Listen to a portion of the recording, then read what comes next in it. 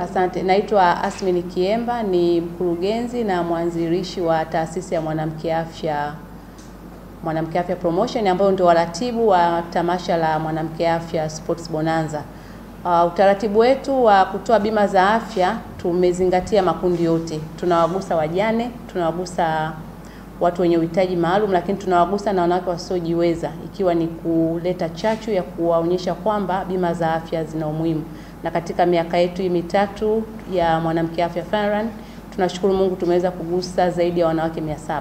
Tukienda kutoa bima za afya kipindi hiki cha tatu, tutafikia wanawake 1000 ambao wameguswa na hizo bima.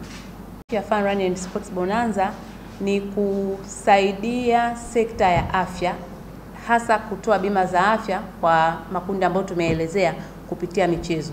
Na tunafanya hivyo kwa kushirikiana na taasisi mbalimbali ambao ndio wadhamini wakuu wa haya matamasha.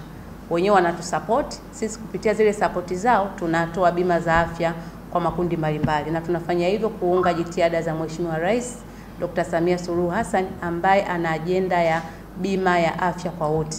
Sasa ili kutekeleza ile bima ya afya kwa wote, serikali peke yake haiwezi. Ndio maana sisi wadau wa sekta binafsi tunaingia humo, tuna chip in kuona namna gani tunaweza kuipeleka mbele hii ajenda ya kitaifa, kuhakikisha kwamba kila Mtanzania anakuwa na bima ya afya.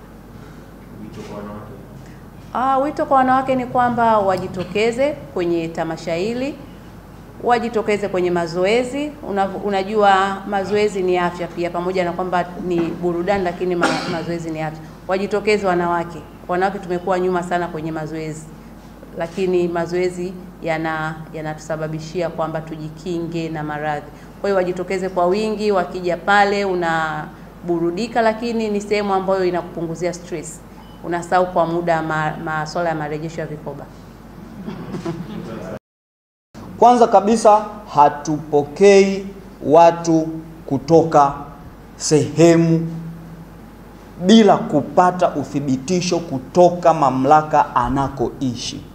Kuna viongozi wa serikali za mitaa ambako hawa watu wanaishi. Kwa hiyo uthibitisho na uhalali wa kupata huyu mtu kweli ana uhitaji tunaupata kutoka huko. Ndio maana kuna kamati maalumu inayoratibu kutoka kila wilaya, tawi na maeneo ambako hawa watu wanatokea. Kwa hiyo taarifa sahihi tunazipata kwa namna hiyo. Tunajiridhisha kwa namna hiyo kwamba huyu mtu kweli ana uhitaji wa kupewa bima.